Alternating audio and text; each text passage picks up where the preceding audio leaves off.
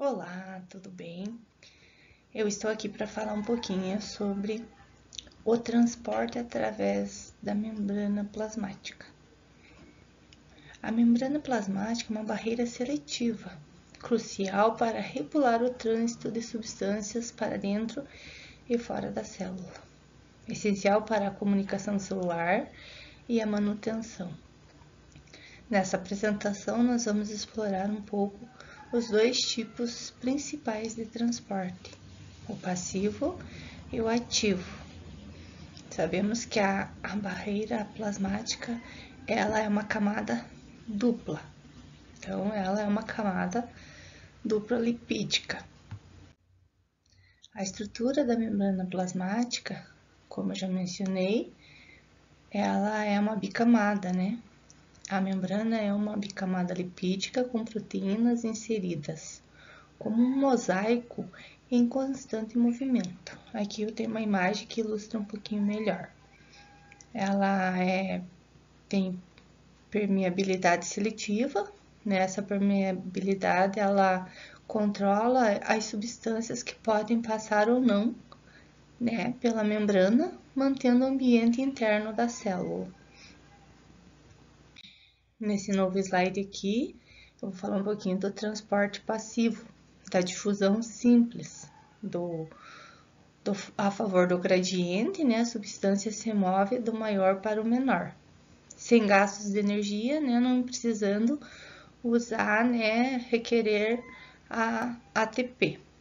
Um exemplo prático é a troca de oxigênio e dióxido de carbono nos pulmões.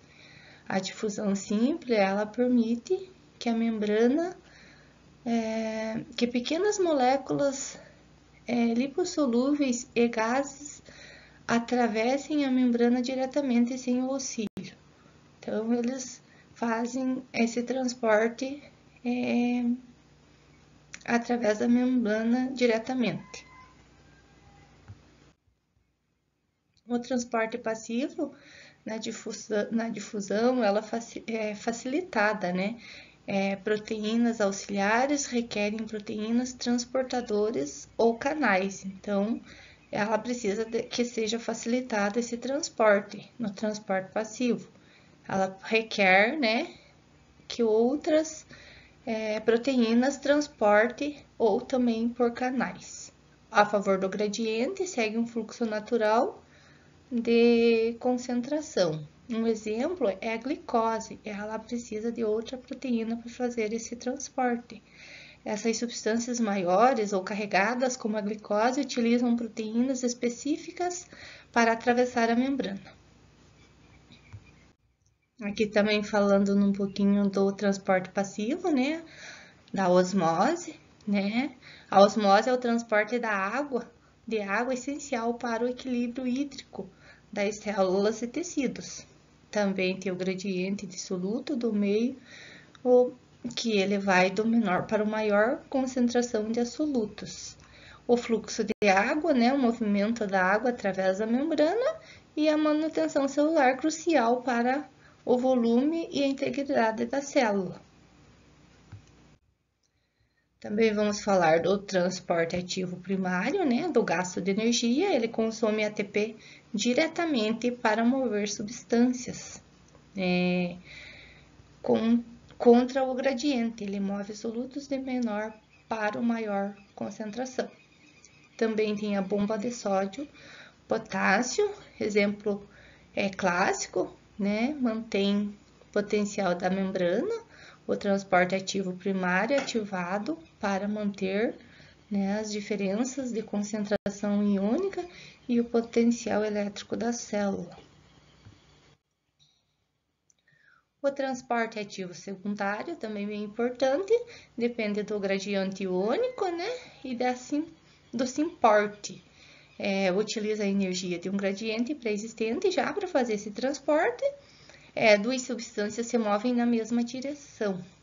Daí também tem o antiporte, né? Duas substâncias também que se formam, que se movem em direção oposta. O transporte ativo secundário é diretamente dependente do ATP, usando gradientes estabelecidos por bombas primárias.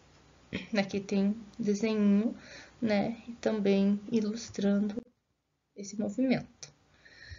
Aqui também vamos falar do transporte em bloco, né, da endocitose, exocitose, a fagocitose, a pinocitose e a exocitose. Na fagocitose, as células, né, entre aspas, comem partículas grandes, como as bactérias.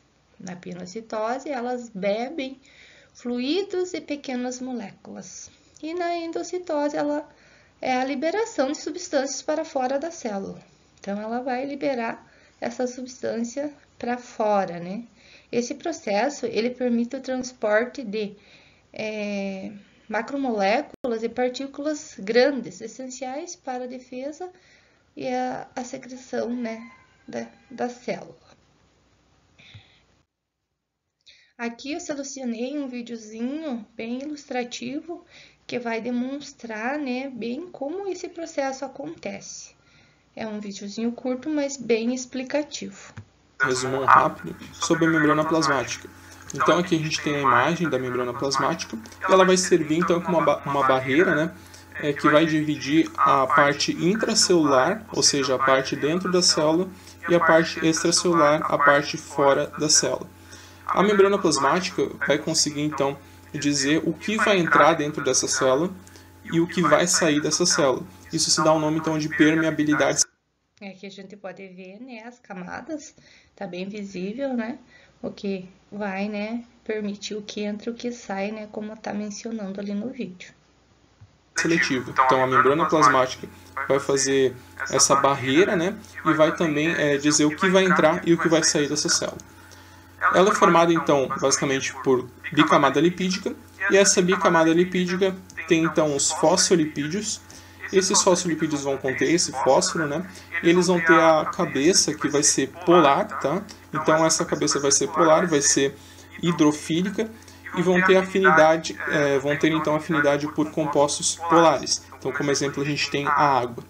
Já a parte da cauda, ela vai ser apolar, ou seja, vai ter afinidade por compostos lipofílicos. Então a gente tem como exemplo o CO2, né, o dióxido de carbono, o oxigênio, ácidos graxos, as vitaminas lipossolúveis, né, e os esteroides.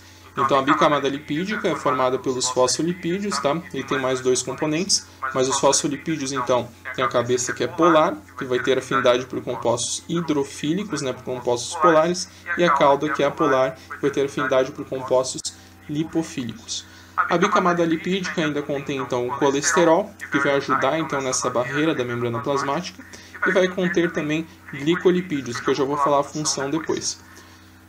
Temos também as proteínas integrais e as proteínas periféricas. As proteínas integrais, elas vão se estender então para dentro ou por entre a bicamada lipídica. Então, como a gente pode ver na imagem, essas proteínas integrais vão estar ali dentro dessa membrana plasmática ou vão passar por ela, né? Então a gente pode ver nessa imagem que está sendo circulada agora, uma proteína integral, que vai estar dentro ou vai estar entre essa bicamada lipídica.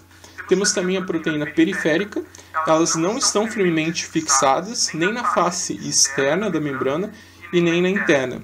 Então normalmente elas estão ali fora dessa membrana plasmática. A gente pode ver ali então circulado a proteína periférica, que vai estar fora então dessa membrana plasmática. Então a gente tem as proteínas integrais, que vão estar dentro, né, ou vão estar entre essa bicamada lipídica. E temos as periféricas, que vão estar ali fora dessa membrana plasmática. As proteínas integrais, elas têm como funções, então, transportar moléculas e íons que não passam livremente pela membrana. Então, se tiver um íon, uma molécula que não consegue atravessar essa membrana livremente, vai ter que passar, então, por essas proteínas integrais, tá? Nesse momento aqui, né, ele explica, né, o processo que acontece quando a proteína depende de outra para passar a membrana plasmática, né? Proteínas integrais também podem atuar como receptores, tá? Então, esses receptores vão ter uma molécula, vai ter uma molécula específica, né, que vai se ligar a esse receptor e vai fazer uma sinalização celular. Também podem atuar como enzimas, tá, em reações químicas. Então, eles vão acelerar reações químicas. Sobre a glicoproteína, ela é uma proteína periférica, né, como a gente pode ver, está ali fora, né, dessa membrana plasmática. E a glicoproteína e os glicolipídios vão atuar então juntamente com marcadores de identidade celular, ou seja, vão dar identidade a essa célula. Então, eles também vão atuar para reconhecimento de outras células. Então, a partir da glicoproteína e dos glicolipídios, eles vão conseguir reconhecer outras células para saber se é do próprio organismo ou não. E se não for, se for uma célula estranha, que é potencialmente perigosa, eles podem fazer esse reconhecimento e fazer essa resposta. Então, esse foi um resumão geral da membrana plasmática. Então, né, como eu mencionei, esse vídeo aqui foi um resumo, né, bem ilustrado, bem pontuado ali, né, cada momento que as proteínas passam pela membrana, quando elas dependem de outra, né? Então, ali ficou bem explicado, né? Então, esse vídeo aqui é bem interessante para a gente entender um pouco melhor esse processo. Então, né, esse material, esse estudo, ele foi produzido, né, para entender um pouquinho do transporte através da membrana plasmática. Foi usado, né, o Gama e o canal do YouTube para produzir esse material. Espero que todos tenham gostado e até uma próxima.